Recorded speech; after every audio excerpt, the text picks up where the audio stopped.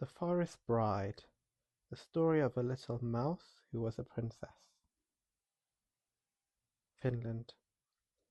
There was once a farmer who had 3 sons. One day, when the boys were grown to manhood, he said to them, "My sons, it is high time that you were all married. Tomorrow I wish you to go out in search of brides." "But where shall we go?" the oldest son asked. "I have thought of that too," the father said. "Do each of you chop down a tree and then take the direction in which the fallen tree points. I'm sure that each of you, if you go far enough in that direction, will find a suitable bride."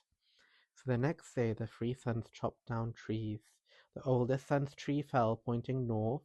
"That suits me," he said, for he knew that to the north lay a farm where a very pretty girl lived. The tree of the second son, when it fell, pointed south. "That suits me," the second son declared, thinking of a girl that he had often danced with, who lived on a farm to the south. The youngest son's tree, the youngest son's name was Vaiko, when it fell, pointed straight to the forest. "Ha ha!" the older brothers laughed. "Vaiko will have to go courting one of the wolf girls or one of the foxes." They meant by this that only animals lived in the forest, and they thought they were making a good joke at Vaiko's expense. But Vaiko said he was perfectly willing to take his chances and go where his tree pointed. The older brothers went gaily off and presented their suits to the 2 farmers whose daughters they admired. Vaiko, too, started off with brave front, but after he had gone some distance in the forest, his courage began to ebb. "How can I find a bride," he asked himself, "in a place where there are no human creatures at all?" Just then he came to a little hut. He pushed open the door and went in. It was empty. To be sure, there was a little mouse sitting on the table, daintily combing her whiskers, but a mouse, of course, doesn't count. "There's nobody here," Vaiko said aloud.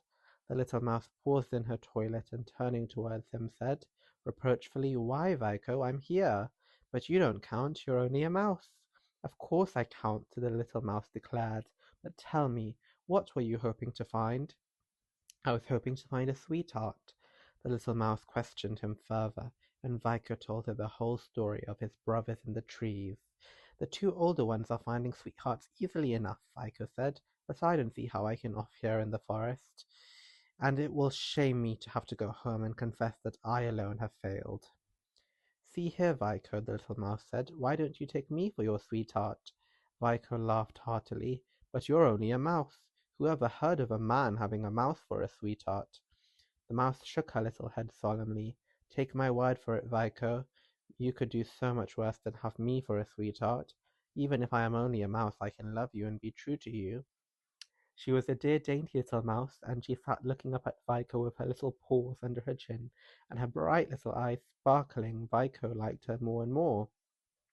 Then she sang Vaiko a pretty little song, and the song cheered him so much that he forgot his disappointment at not finding a human sweetheart, and as he left her to go home, he said, "Very well, little mouse, I'll take you for my sweetheart." At that the mouse made little squeaks of delight, and she told him that she'd be true to him and wait for him no matter how long he was in returning. Well, the older brothers, when they go home, boasted loudly about their sweethearts. "Mine," said the oldest, "has the rosiest, reddest cheeks you ever saw, and mine," the second announced, "has long yellow hair." Vaiko said nothing. "What's the matter, Vaiko?" the older brothers asked him, laughing. "Has your sweetheart pretty pointed ears or sharp white teeth?" You see, they were still having their little joke about foxes and wolves. "You needn't laugh," Vaiko said. "I found a sweetheart. She's a gentle, dainty little thing, gowned in velvet." "Gowned in velvet," echoed the oldest brother with a frown. "Just like a princess," the second brother sneered. "Yes," Vaiko repeated, "gowned in velvet like a princess, and when she sits up and sings to me, I'm perfectly happy." "Huh?" grunted the older brothers, not at all pleased that Vaiko should have so grand a sweetheart. "Well," said the old farmer after a few days, "now I should like to know what those sweethearts of yours are able to do. Have them each bake me a loaf of bread, so that I can see whether they are good housewives." "Mine will be able to break bread, I'm sure of that," the oldest brother declared boastfully. "So will mine," chorused the second brother. Vaika was silent. "What about the princess?" they said with a laugh. "Do you think the princess can bake bread?" I don't know, Vico answered truthfully. I'll have to ask her. Of course, he had no reason for supposing that the little mouse could bake bread, and by the time he reached the hut in the forest, he was feeling sad and discouraged. When he pushed open the door, he found the little mouse as before, seated on the table, daintily combing her whiskers. At the sight of Vico, she danced about with delight. I'm so glad to see you, she squeaked. I knew you would come back. Then she noticed that he was silent. She asked him what was the matter. Vico told her. My father wants each of our sweethearts to bake him a loaf of bread. If I come home without a loaf, my brothers will laugh at me. You won't have to go home without a loaf, the little mouse said. I can bake bread. Vico was much surprised at this. I've never heard of a mouse that could bake bread. Well, I can, the little mouse insisted. With that she began ringing a small silver bell. Tinkle, tinkle, tinkle. Instantly there was a sound of hurrying footsteps, tiny scratchy footsteps, and hundreds of mice came running into the hut. The little Princess Mouse, sitting up very straight and dignified, said to them, Each of you go fetch me a grain of the finest wheat. All the mice scampered quickly away, and soon returned one by one, each carrying a grain of the finest wheat.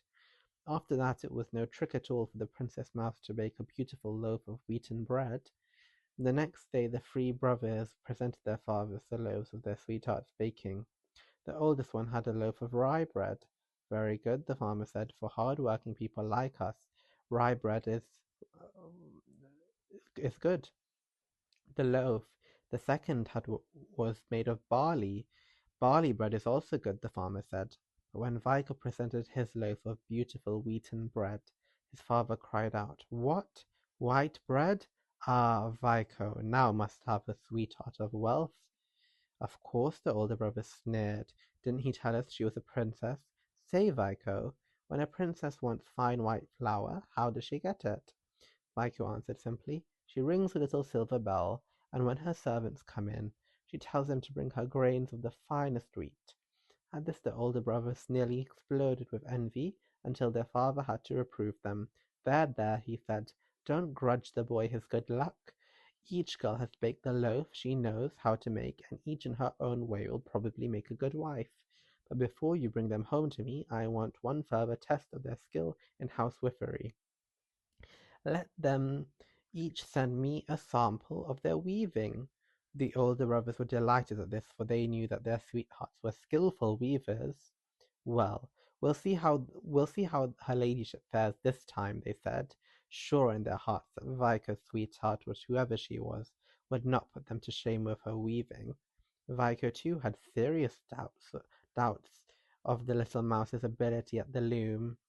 Who ever heard of a mouse that could weave? He said to himself as he pushed open the door of the forest hut. Oh, there you are at last, the little mouse squeaked joyfully. She reached out her little paws in welcome, and then in her excitement she began dancing about on the table. Are you really glad to see me, little mouse? Vico asked. Indeed I am, the mouse declared. Am I not your sweetheart? I've been waiting for you and waiting, just wishing that you would return. Does your father want something more this time, Vico? Yes, and it's something I'm afraid you can't give me, little mouse. Perhaps I can. Tell me what it is. It's a sample of your weaving. I don't believe you can weave. I never heard of a mouse that could weave. Tut tut, said the mouse. Of course I can weave. It would be a strange thing if Vico's sweetheart couldn't weave. She rang the little silver bell, tinkle, tinkle, tinkle, and instantly there was the faint scratch, scratch of 100 little feet, as mice came running in from all directions and sat up on their haunches, awaiting the princess's orders. Go each of you, she said, and get me a fibre of flax, the finest there is. The mice went scurrying off, and soon they began returning one by one, each bringing a fibre of flax. When they had spun the flax and carded it, the little mouse wove a beautiful piece of fine linen. It was so sheer that she was able, when she folded it, to put it into an empty nutshell. Here, Vico, she said, here in this little box is a sample of my weaving. I hope your father will like it. Vico, when he got home, felt almost embarrassed, for he was sure that his sweetheart's weaving would shame his brothers. So at first he kept the nutshell hidden in his pocket. The sweetheart of the oldest brother had sent us a sample of her weaving, a square of coarse cotton. Not very fine, the farmer said, but good enough. The second brother's sample was a square of cotton and linen mixed. A little better, the farmer said, nodding his head. Then he turned to Vico. And you, Vico, has your sweetheart not given you a sample of her weaving? Vico handed his father a nutshell, at sight of which his brothers burst out laughing. Ha ha ha, they laughed. Vico's sweetheart gives him a nut when he asks for a sample of her weaving. But their laughter died as the farmer opened the nutshell and began shaking out a great web of the finest linen. Why, Vico, my boy, he cried, however did your sweetheart get threads for so fine a web? Vico answered modestly. She rang a little silver bell, and ordered her servants to bring her in fibres of finest flax. They did so, and after they had spun the flax and carded it, my sweetheart wove the web you see. Wonderful, gasped the farmer. I have never known such a weaver. The other girls will be all right for farmers' wives, but Vico's sweetheart might be a princess. Well, concluded the farmer, it's time that you all brought your sweethearts home. I want to see them with my own eyes. Suppose you bring them tomorrow. She's a good little mouse, and I'm very fond of her, Vico thought to himself as he went out to the forest. But my brothers will certainly laugh when they find she is only a mouse. Well, I don't care if they do laugh. She's been a good little sweetheart to me, and I'm not going to be ashamed of her. So when he got to the hut, he told the little mouse at once that his father wanted to see her. The little mouse was greatly excited. I must go in proper style, she said. She rang the little silver bell and ordered her coach at 5. The coach, when it came, turned out to be an empty nutshell, and the 5 prancing steeds that were drawing it were 5 black mice. The little mouse seated herself in the coach with a coachman mouse on the box in front of her, and a footman mouse on the box behind her. Oh, how my brothers will laugh, thought Vico. But he didn't laugh. He walked beside the coach and told the little mouse not to be frightened, that he would take good care of her. His father, he told her, was a gentle old man and would be kind to her. When they left the forest, they came to a river which was spanned by a footbridge. Just as Vico and the nutshell coach had reached the middle of the bridge, a man met them coming from the opposite direction. Mercy me, the man exclaimed as he caught sight of the strange little coach that was rolling along beside Vico. What's that? He stooped down and looked, and then with a loud laugh he put out his foot and pushed the coach. The little mouse, her servants, and her 5 prancing steeds all off the bridge and into the water below. What have you done? What have you done? Vico cried. You've drowned my poor little sweetheart. The man, thinking Vico was crazy, hurried away. Vico, with tears in his eyes, looked down into the water. You poor little mouse, he said. How sorry I am that you are drowned. You were a faithful, loving sweetheart, and now that you are gone I know how much I loved you. As he spoke he saw a beautiful coach of gold, drawn by 5 glossy horses, go up the far bank of the river. A coachman in gold lace held the reins, and a footman in pointed cap sat up stiffly behind. The most beautiful girl in the world was seated in the coach. Her skin was as red as a berry and as white as snow. Her long golden hair gleamed with jewels, and she was dressed in pearly velvet. She beckoned to Vico, and when he came close, she said, "Won't you come sit beside me?" "Me? Me?" Vico stammered, too dazed to think. The beautiful creature smiled. "You were not ashamed to have me for a sweetheart when I was a mouse," she said, "and surely now that I am a princess again you won't desert me." "A mouse?" Vico gasped. "Were you the little mouse?" The princess nodded. "Yes, I was the little mouse under an evil enchantment which could never have been broken if you had not taken me for a sweetheart, and if another human being had not drowned me. Now the enchantment is broken forever. So come, we will go to your father, and after he has given us his blessing we will get married and go home to my kingdom." And that's exactly what they did. They drove at once to the farmer's house, and when Vico and his brother's sweetheart saw the princess's coach stopping at their gate, they all came out bowing and scraping to see what such grand folk could want of them.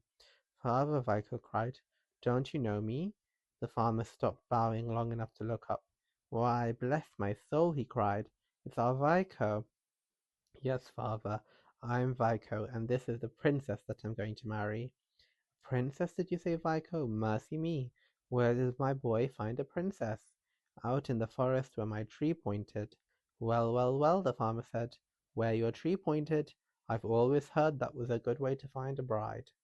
The older brothers shook their heads gloomily and muttered, "Just our luck! If only our trees had pointed to the forest, we too should have found princesses instead of plain country wenches."